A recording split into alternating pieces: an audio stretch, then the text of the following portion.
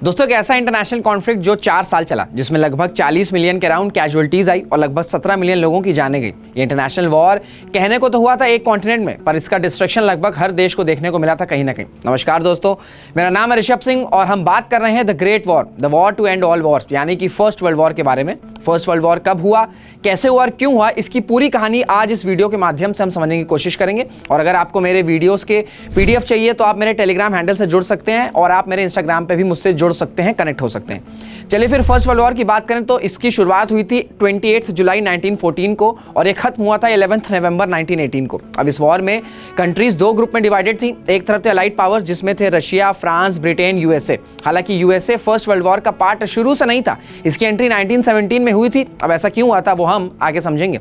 और दूसरी थी सेंट्रल पावर्स जिसमें थे ऑस्ट्रिया हंगरी, जर्मनी और ऑटोमन एम्पायर। दोस्तों फर्स्ट वर्ल्ड वॉर जैसा बड़ा इवेंट हुआ था तो इससे पहले कुछ बैकग्राउंड तो हो गई, तो चलिए समझते हैं बैकग्राउंड के बारे में। द बैकग्राउंड, पहला यूनिफिकेशन ऑफ जर्मनी। तो सबसे पहले बात करते हैं जर्मनी के यूनिफिकेशन की, जो कि यूनिफाइड हुआ था साल 1871 में। उससे पहले जर्मनी छोटे छोटे किंगडम्स में बटा हुआ था एंड जर्मनी को यूनिफाई करने में सबसे इंपॉर्टेंट रोल था बिस्मार्क का। और जैसे ही जर्मनी यूनिफाइड हुआ, बिस्मार्क ने अपनी फॉरेन पॉलिसी को डिजाइन करी जो कि फ्रांस को आइसोलेट करने की थी, क्योंकि फ्रांस को हरा कर ही जर्मनी एट लास्ट यूनिफाइड हुआ था। तो बिस्मार्क की सोच ये थी कि फ्रांस एक घायल शेर की तरह है जो शायद आगे जर्मनी को नुकसान पहुंचा सकता है। इसलिए बिस्मार्क के फॉरेन पॉलिसी का ऑब्जेक्टिव था कि कैसे ना कैसे करके फ्रांस को आइसोलेट ही रखा जाए। दूसरा, कई सारे अलायंसेस का फॉर्म होना। जैसे कि मैंने आपको बताया कि जर्मनी को फ्रांस को आइसोलेट करना था, इस वजह से कई सारे अलायंसेस जर्मनी के द्वारा बनाए गए थे, जिसमें से कुछ इंपॉर्टेंट थे। लीग ऑफ थ्री एम्परर 1873 जिसमें ऑस्ट्रिया हंगरी, जर्मनी और रशिया थे। फिर ट्रिपल अलायंस जिसमें थे जर्मनी, ऑस्ट्रिया हंगरी, इटली, और ट्रिपल एंटेट जिसमें थे फ्रांस, ब्रिटेन और रशिया। अब इन अलायंसेस को बनाने का रीजन था कि उस वक्त यानी कि स्टार्टिंग ऑफ 20th सेंचुरी और एंड ऑफ 19th सेंचुरी के दौरान हर देश कहीं ना कहीं बहुत ज्यादा स्ट्रांग बनना चाह रहा था, एक इंपीरियलिस्टिक पावर बनना चाह रहा था, जिस वजह से किसी भी देश को दूसरे देश पे ज्यादा भरोसा नहीं हो पाता था। इस वजह से कई सारे अलायंसेस बनते थे और टूटते थे। तीसरा, जर्मनी की फॉरेन पॉलिसी में चेंज होना। देखिए जर्मनी की जो फॉरेन पॉलिसी डिजाइन करी गई थी बिस्मार्क के द्वारा, जिसका ऑब्जेक्टिव था कि फ्रांस को आइसोलेट किया जाए एंड ये भी था कि जर्मनी ब्रिटेन के इश्यूज में इंटरफेयर नहीं करेगा। एंड उसमें होता है चेंज, और ये चेंज किसके द्वारा होता है? काइसर विल्हेम II के द्वारा।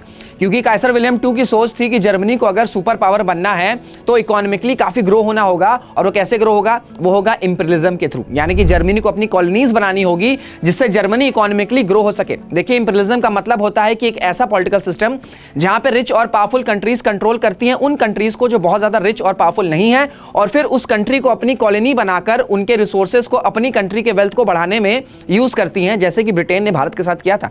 तो इंपीरियलिज्म की वजह से जर्मनी ने कई सारी कॉलोनीज जो ब्रिटेन, फ्रांस या रशिया की थी उसमें कैसे ना कैसे करके इंटरफेयर करना शुरू कर दिया, जिसमें एक फेमस क्राइसिस था द मोरक्को क्राइसिस। मोरक्को की बात करें तो एक कॉलोनी थी फ्रांस की, पर मोरक्को में साल 1905 आते आते एक तरह का प्रोटेस्ट स्टार्ट होता है जिसमें लोग फ्रांस से इंडिपेंडेंस चाहते थे।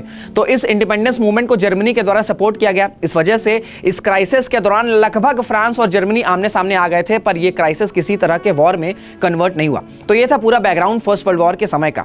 पर सवाल यह उठता है कि ये सब चीजें तो कई टाइम से हो रही थी, पर ऐसा क्या ट्रिगरिंग मूवमेंट हुआ जिससे फर्स्ट वर्ल्ड वॉर 1914 में स्टार्ट ही हो गया? तो अब समझेंगे कि आखिर कैसे फर्स्ट वर्ल्ड वॉर स्टार्ट हुआ, how first world war started. देखिए 28 जून 1914 फ्रांस फर्डिनेंड को असैसिनेट कर दिया जाता है। फ्रांस फर्डिनेंड प्रिंस थे ऑस्ट्रिया हंगरी के, और इनका असैसिनेशन होता है बोस्निया में, और किसके द्वारा? एक नेशनलिस्ट ग्रुप जो कि सर्बिया से बिलोंग करता है। अब आप सोचिए किसी देश के प्रिंस को असैसिनेट कर दिया जाए तो उस देश के लोगों को गुस्सा नहीं आएगा? यही गुस्सा ऑस्ट्रिया हंगरी में भी था, और वो कैसे ना कैसे करके सर्बिया को सबक सिखाना चाहते थे।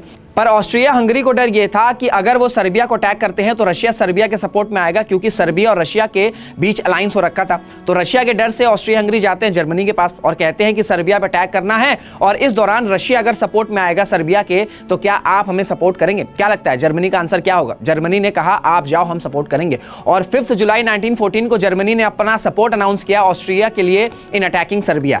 और फिर 28 जुलाई 1914 को ऑस्ट्रिया हंगरी सर्बियन गवर्नमेंट पे ब्लेम लगाते हैं अपने प्रिंस के असैसिनेशन का और अटैक करते हैं सर्बिया पे। अब सर्बिया का अलायंस रशिया से था, सो रशिया की भी एंट्री हो जाती फर्स्ट वर्ल्ड वॉर में, क्योंकि रशिया और सर्बिया का अलायंस में था कि अगर सर्बिया पे अटैक होगा तो रशिया हेल्प के लिए आएगा। अब रशिया का अलायंस फ्रांस से भी था, सो रशिया अपनी फोर्सेस को मोबिलाइज तो किया ही, साथ में फ्रांस को भी कहा to mobilise their forces. And 1 अगस्त 1914 को first world war officially start हो जाता है जब जर्मनी वॉर डिक्लेयर करता है अगेंस्ट रशिया, और 3 अगस्त 1914 को जर्मनी वॉर डिक्लेयर कर देता है फ्रांस के अगेंस्ट भी। अब फ्रांस पर अटैक करने के लिए जर्मनी ने अपनी फोर्सेस बेल्जियम में स्टेशन करी सो दैट जर्मनी फ्रांस को जल्द से जल्द हरा दे, जिसपे उस वक्त के ब्रिटिश के फॉरेन सेक्रेटरी एडवर्ड ग्रे ने जर्मन फोर्सेस से डिमांड करी कि वो अपनी फोर्सेस को न्यूट्रल बेल्जियम से वापस हटाएं, पर जर्मनी ने ब्रिटेन की बात नहीं मानी, जिस वजह से 4 अगस्त 1914 को ब्रिटेन ने वॉर डिक्लेयर कर दी against Germany and Austria Hungary के अगेंस्ट। और ऐसे ब्रिटेन की भी एंट्री हो गई फर्स्ट वर्ल्ड वॉर में, क्योंकि ब्रिटेन और बेल्जियम में ट्रीटी साइन हुई थी जिसमें यह था कि अगर बेल्जियम पे अटैक तो मतलब ब्रिटेन पे अटैक। अब समझ में आ रहा है ना अलायंसेस का कितना बड़ा रोल था फर्स्ट वर्ल्ड वॉर में।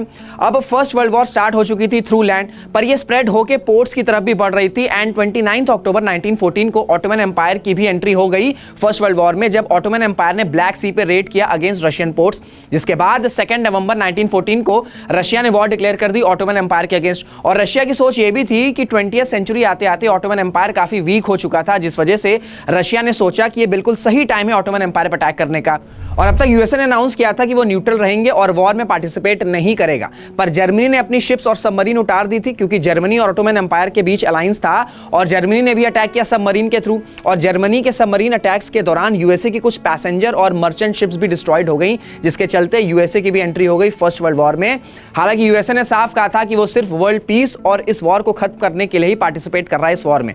तो यूएसए की एंट्री के बाद से सेंट्रल पावर्स के लिए थोड़ा टफ पड़ रहा था लाइट फोर्सेस से लड़ना।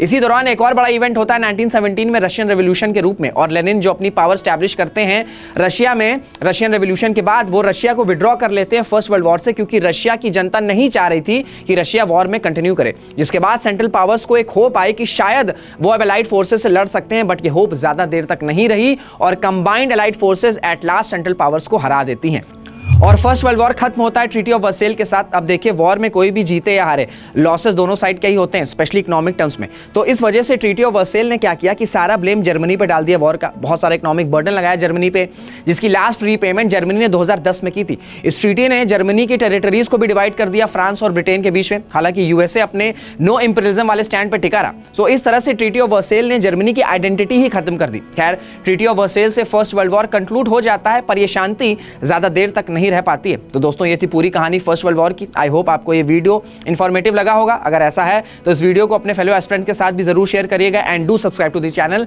Till then this is Rishabh Singh signing off. जय हिंद, जय भारत।